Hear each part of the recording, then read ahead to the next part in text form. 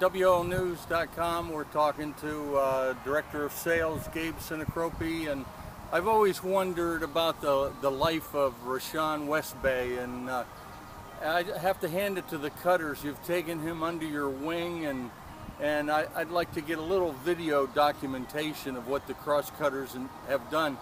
It's not just for minor league baseball, it's being a part of the community, and you've done so much for Rhashan. Can you go way back to how, you could probably hit some steps on how to document it, but way back to how the Crosscutters met him and how some early things transpired. Well, Rhashan is a big member of the Williamsport Crosscutters and a very important member of our staff.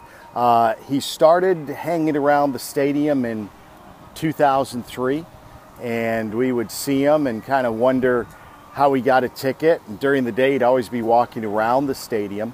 One day, we just invited him to come in and break down cardboard boxes for us for recycling, and in turn, we'd give him a ticket. And that went on for a little bit until one day we invited him into the office. And when we invited him into the office, we realized that Rhashan was an awesome guy and fun guy to be around. And we wanted him around more. So we invited him in. He would come earlier and earlier every day and be part of everything that kind of we did.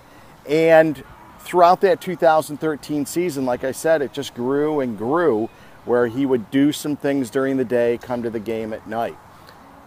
We made the playoffs that year. Rhashan went to the playoff games, the finals in Brooklyn with us, and was the only non-player or coach to be on the field and in the clubhouse after we won the New York Penn League Championship in Brooklyn, because the players and coaches loved him so much. So, and he loved the players. The day after the season, every year things change here at the ballpark. It goes from lots of people being here and 35 players and coaches to 5 of us, overseeing the stadium and running the business. And we wondered if Rhashan would still come around, because it's not as exciting. It's more business. And there he was the next day with his lunchbox and his Cutter's cap, there bright and early right on the button at 9 o'clock, ready for work. So, and he would park himself at the front desk in our reception area. And I said, he came in for a few days, and then I said, we got to give this guy a title because he's now working for us. Yeah. And we came up with Director of Smiles, and it's the perfect title for Rhashan.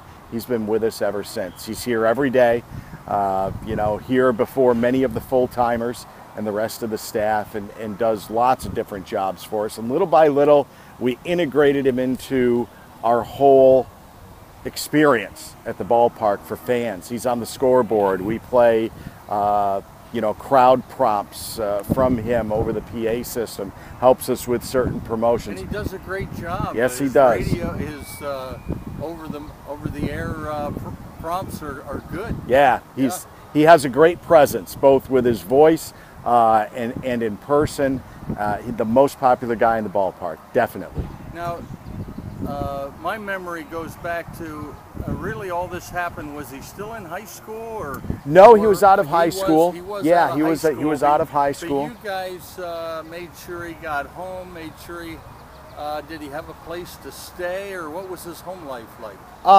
It wasn't always great, and we worked hard to make it better to the point where now Rhashan is in a beautiful place with 2 others from Hope Enterprises, and it's a great spot for him. He's very happy. He's been there for a number of years now. But we talk about the things that the Cutters have done for Rhashan, and sure, there are things that we've done, but we are one of numerous places and people who help out Rhashan. Lest we think that we're the only ones doing things, Rhashan is a popular guy, and everybody wants to help him, and he has an incredible, bountiful life because of his personality. It makes you want to help him, and everybody does. Everybody knows Rhashan, everybody loves him, everybody helps him. Yeah, now I'm amazed I can go a year without seeing Rhashan, and he'll always say, "Hello, John Green." He has a tremendous memory for names. Names and numbers. Yeah. Rhashan is autistic and obviously very high functioning. And, you know, names and numbers, he's better than the average bear. We can ask him what number was this player who played for us in 2006. And if it was a player who was around for a decent amount of time, he'll be able to give you the number just like that. Yeah. So, because sometimes we need that to identify jerseys or something, we actually ask him before we even look up the rosters. He's right 90% of the time. So yeah, he has a fantastic memory for people and those types of things. The other thing I noticed is it seems like the ball players have sort of taken him under his wing.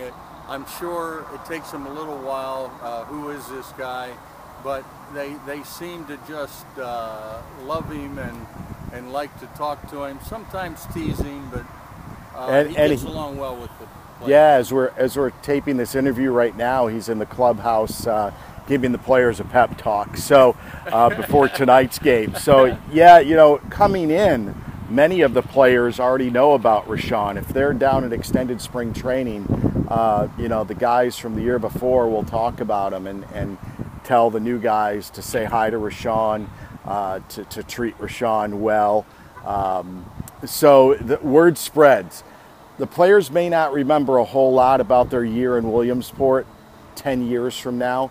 There's one thing that they will remember, top of mind, that's Rhashan West-Bey. Absolutely, positively. I've seen players from 10 years ago, 12 years ago, who will say, "Hey, how's Rhashan?" and tell Rhashan I said hello. Yeah. You know, he gives the team a pep talk before they leave on the bus for every road trip, gets them all to sing the Cutters song, theme song, and it's awesome. See, that's the stuff that we don't see as fans. Right. And not to drag up things, but it hasn't been without its challenges, because there's some people, I think, over the years that would like to, they might be called scab pickers. They tease him a little bit too far sometimes. Yeah. And it's just sorry to see people that have to go to that extent. And but he's maintained a fairly cool head. Yeah, absolutely. And you know, some people do that, or some people really don't understand. You know, if they only come to the ballpark one time in 3 years, they may not understand, you know, who's this bigger than life character and what's the deal. But 99.9% of the people either know or quickly figure it out. And like I said, if you're around them, you can't help but love them, really. The thing that enters my mind is you and I, we're going to pass away someday, and you wonder, you know, how he's going to survive. And I think everything that the Crosscutters have done and other people, it just gives you sort of the chills that here's a life that's so much better because of sports and the people around and community effort. My hat's just off to the Cutters and the other organizations that just invest time and money and patience in someone like Rhashan. Yeah, well, thanks. You know, the thing that I always say is that what you give Rhashan, you get back tenfold in being able to be around him. I mean, it is the truth. I was as big a skeptic as anybody of having Rhashan be with us every day. Yeah. And it didn't take long to, you know, be like, who cares? This guy's great, and it's awesome to be able to help him. But what he brings to us is a lot.